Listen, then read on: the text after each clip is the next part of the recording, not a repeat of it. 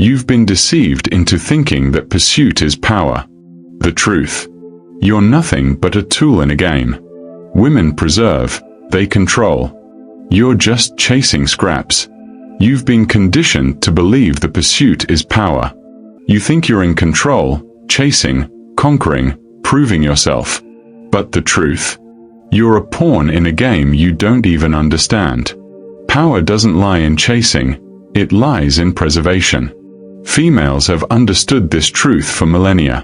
While you're busy running, they're positioning themselves as sovereigns, controlling the narrative.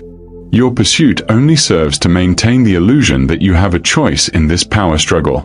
But the real game is about positioning, not chasing. It's time to look at the world through a different lens, one that doesn't glorify the chase but exposes it for what it really is, a trap.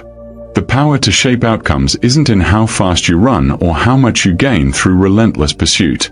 It's in knowing when to preserve, to wait, to hold. It's the quiet game, the one you didn't see coming. Think about it. How much of your life has been spent in pursuit? A new job, a better body, a woman's attention, always chasing. What have you gained? A momentary win, maybe. But those wins are fleeting. You can't outrun time, outpace evolution, or outlast the game itself. Women, on the other hand, don't need to chase. They preserve, adapt, and control the game. The power lies in holding the right position, being the one who chooses the terms. Your frame has been flipped. It's no longer about how hard you pursue, it's about how well you preserve, adapt, and control. The chase is an illusion. The power, it lies in sovereignty. To truly understand the power dynamics at play, we need to look at the psychology behind the behavior of both sexes. Males, driven by survival instincts, have been conditioned over thousands of years to pursue. They chase because they believe the hunt is where value is earned. The act of pursuit feeds into the male ego: dominance, conquest, validation through struggle. It's the illusion of power that the world has led you to believe is your purpose. But it's all a manipulation. The pursuit only reinforces the narrative that you are always chasing something, never truly in control. Contrast this with the female psyche. Women are not designed to chase, they are wired to preserve. Their psychology is built around gathering resources, maintaining stability, and ensuring long-term survival. This instinct runs deep. Historically, a woman's survival depended on her ability to preserve herself and those around her. She didn't need to chase to prove value, she controlled the environment. She controlled the choice of partner, the family unit, and even the legacy. Her preservation instinct meant that she was always in a position of power, selecting, influencing, deciding. The male, constantly in pursuit, fails to see this. He's blind to the fact that while he's out hunting, the woman is silently building, preserving, and subtly shaping the conditions in which both thrive. The illusion is that male pursuit equates to power. The truth is, you are bound by the game that was designed for you to lose. Males chase, believing the power lies in acquisition, but the real power lies in control over what is already within reach. It lies in the ability to preserve, to hold, to adapt. The mechanism is simple. While you're out pursuing, believing that value is something you have to chase, the woman holds the quiet power of selection and preservation. Your need to prove yourself is a symptom of your own vulnerability and conditioning. This is the cold, hard truth. And once you understand this, the game shifts. Your every move, every pursuit, becomes a trap designed to keep you in line, under the illusion that power is found in chasing, not in holding your ground. Now that you understand the psychological framework, it's time to look at the archetypes and behaviors that define the roles men and women play in this game. These patterns are not merely habits, they are ingrained survival strategies. Males are hardwired to act as hunters, driven by the need to prove their worth through competition. The hunter archetype is dominant in their behavior, a relentless pursuit of resources, recognition, and status.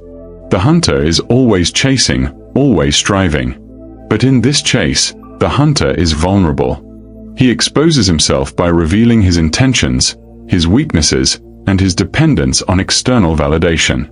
On the other hand, women have been cast into the archetype of the gatherer, the preserver, the selector. They operate with subtlety, with the quiet strength of someone who holds the power to choose, to build, and to control. Their behavior is often overlooked, misunderstood, or even dismissed by those who cannot see past their own constant pursuit.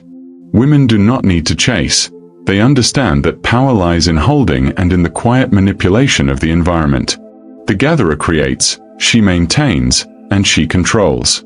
Her power is unseen, silent, and far more lethal than anything the hunter can muster. But the archetype of the hunter isn't limited to traditional masculine roles. It has permeated the psyche of all males, teaching them that the value of their existence is determined by their ability to pursue and acquire. This behavior manifests in different ways: the ambitious professional, the relentless romantic, the power-hungry politician. Every male, at some point, has been taught that his worth is defined by his ability to chase and acquire. Females, however, have mastered the art of subtlety and selection. They understand that real control is in their ability to sit back, observe, and wait for the perfect moment to strike. They are the gatekeepers, not the seekers. The gatherer's power is hidden in plain sight, often mistaken for passivity. But in truth, this behavior is the most dangerous form of power. The gatherer's strength is the power of preservation, holding, maintaining, and choosing what thrives and what dies. And it is this subtle power that most men fail to recognize. These archetypes, hunter and gatherer, define the fundamental divide between males and females in the power struggle. The hunter believes his value is in the chase. The gatherer knows her power lies in the pause, in the selection, and in the preservation. The game is rigged. And those who fail to recognize this subtle pattern will continue to fall into the trap of chasing, forever unaware of the true nature of power. Now, let's deepen the threat. The consequences of failing to recognize the truth are dire. History is riddled with examples of men who fell victim to the pursuit, never realizing that the true power was in preservation. Look at the great conquerors: Alexander, Genghis Khan, Napoleon. Men who, through endless pursuit, amassed power and territory. And what happened? They lost it all. Their empires crumbled because they were forever on the chase, never pausing to preserve their gains, never understanding that real power lies in maintaining what you have, not in endlessly acquiring more. Take a look at modern society.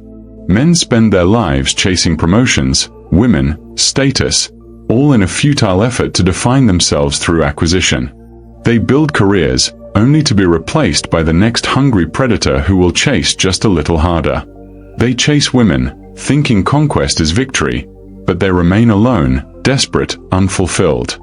Women, however, stay in control. They don't need to chase, they sit back and select. The player becomes the played. Look at the corporate world, the realm of politics, and the battlefield. Time and again, men have sacrificed everything in pursuit of power, only to have it stripped away by those who understand that the true key is control, preservation. The corporate executive who chases more wealth, the politician who builds an empire of alliances, the general who seeks endless conquest, they are all chasing the wrong thing. And in doing so, they are feeding into the very system that will ensure they are never truly in control. This is not just a personal failure, it is a systemic one. This pattern plays out not only in the grand stage of history but in every interaction, every pursuit, every relationship. The male chases, the female waits, and the consequences of this misunderstanding are catastrophic. For the man, there is only the chase. The more he runs, the further he gets from power. The threat grows with every step. The more you pursue, the more you lose. You think you're in control because you're in motion, but in reality, you're in a trap, circling back to where you started, vulnerable, depleted, and out of position. Every effort you make to climb higher, to gain more, only digs the hole deeper. You're playing a game you can't win, chasing after the illusion of power, while the true masters stand still, untouched by your pursuit. You're not just losing ground, you're digging your own grave. The threat isn't external, it's within the very framework of how you operate. You're following a script written for you to fail. And until you wake up to the truth, until you stop chasing and start preserving, the game will continue, and you will lose. Now that you see the trap, it's time to shift. You've been a part of the chase for too long, believing the illusion that pursuit equates to power. It's time to learn how to shift your behavior. No more running, no more seeking. The true path to dominance lies in changing how you engage with the game. The key isn't in acquiring, it's in controlling. The first step is recognizing that power lies in sovereignty. The hunter is driven by external validation, the need for recognition, achievement, conquest. But the true sovereign doesn't need validation. He defines the terms of the game. To shift your behavior, you must stop chasing approval, status, or external accolades. Instead, you need to position yourself in a way where you become the selector. You must learn to hold and to preserve, not only resources but also your own power. In relationships, this is where most men fail. They chase women, seeking their approval or affection. But the sovereign is not in pursuit. He is the one who determines who is worthy of his attention. He controls the narrative. He has mastered the subtle art of selection, choosing when to engage and when to withdraw. This is not manipulation, this is strategic positioning. The sovereign knows that the true power is in choosing who stays, who leaves, and who gets to access his time and resources. You are not a victim of circumstance, always running after something you think you need. You are the one who defines your reality. In the professional world, this means abandoning the relentless chase for promotions, accolades, and empty successes. The sovereign doesn't hustle to be noticed. Instead, he creates a system where others seek him out. It's not about working harder, it's about working smarter. It's about positioning yourself as the one who holds the keys to the opportunities others crave. You stop chasing the carrot dangling in front of you, and you become the one holding the stick. In every domain, whether relationships, career, or life, you must learn to leverage your position. The shift involves seeing yourself as the sovereign, not the hunter. Instead of scrambling to get ahead, you hold your position and make others come to you. This is the behavior shift that separates the chasers from the rulers. This strategic shift is hard. It requires you to redefine your sense of self-worth, to stop seeking external validation, and to understand that true power is not in what you acquire, but in what you control and preserve. The sovereign doesn't need to chase. He has learned that the key to real power is in having others chase him, not the other way around. This is not about manipulation. It's about recognizing your value and the value of what you already possess. When you make the shift to sovereignty, everything changes. The hunt ends. You no longer have to run, because you control the game. Now, the final stage, the annihilation of your old self. To truly understand and embody the power of preservation, you must first accept that your old identity, the one based on pursuit, validation, and acquisition, must die. You cannot carry the weight of the old world with you if you wish to step into the new one. This is the brutal truth. The identity you've clung to, the one that was built on the notion of chasing and proving your worth, is your greatest weakness. It must be shed. Identity death is not a metaphor, it's a psychological reality. The self that you've constructed up until now, the person who believes power lies in what he chases, must be obliterated. You are not just changing your behavior, you are transforming your very essence. The man who runs after success, after approval, after affection, he must cease to exist. Only then can the new version of you emerge, the sovereign, the controller, the selector. This process of identity death is uncomfortable. It demands an introspection so deep that it will feel like a surgical procedure, cutting away everything that was falsely attached to your sense of self. The validation you sought from others, the endless striving for more, the endless consumption of external rewards, all of it must be discarded. What remains is the person who understands that true power isn't earned through conquest, it's secured through control and preservation. The sovereign doesn't need to prove anything to anyone. He simply is. He holds his ground, shapes his environment, and decides who gets access to him. This version of yourself is cold, unflinching, and ruthlessly strategic. The chase ends. The power shifts. The game is no longer about survival. It's about domination, selection, and sovereignty. This is the moment of replacement. The old, weak identity is replaced by the new, powerful self. You now stand in the position where others chase you. The predator becomes the prey. You hold the power to determine the terms of the interaction. You've evolved beyond the pursuit. You are now the one in control. And this is not an option, it's a necessity. You cannot hold on to both identities. The man you were, constantly pursuing, is not suited for the reality of true power. Only through shedding that old self can you embrace the sovereignty that awaits you. This is the cold, brutal reality. If you don't let go, you will never rise to the top. The identity you've been clinging to is what keeps you weak. The new identity, forged through understanding and embracing the power of preservation, is your ticket to unchallenged dominance. Choose wisely. This is your last chance. The path you choose from here on out will determine whether you remain stuck in the endless loop of chasing or whether you rise to power. The game is simple. Either you understand the truth now and begin to shift your behavior, or you'll continue to live the rest of your life as a pawn, constantly running after what you can never truly possess. The truth is, the majority of men will never make this change.